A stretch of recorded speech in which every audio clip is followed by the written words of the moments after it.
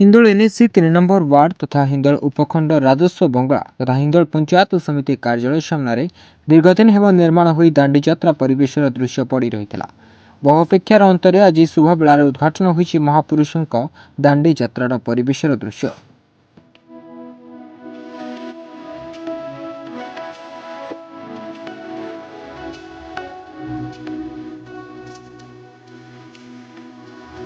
मुख्य अतिथि भाव माननीय ढेंकानाल सांसद श्रीजुक्त महेश साहू, सम्मानित अतिथि भाव हिंदोल विधायिका श्रीमती सीमाराणी नायक, जिलापाल श्रीजुक्त सरोज कुमार सेठी, अतिरिक्त जिलापाल तथा हिंदोल पूर्वतन उपजिलापाल श्रीजुक्त उदय कुमार महापात्र, हिंदोल उपजिलापाल शिवानंद स्वाई, एनएसी अध्यक्ष टीमा बेहरा समेत समस्त परिषद अधिकारी कर्मचारी एवं हिंदोल पंचायत समिति अध्यक्षा उपाध्यक्ष बीजेडी कर्मी मानक सह आतशबाजी बाजा बजाई नगर परिक्रमा सहित प्रथमे कोर्ट छकठारे थिबा महात्मा गांधी प्रतिमूर्ति पुष्पमाल्य अर्पण कर सारिबा परे आसी दांडी यात्रा उद्घाटन करथिले।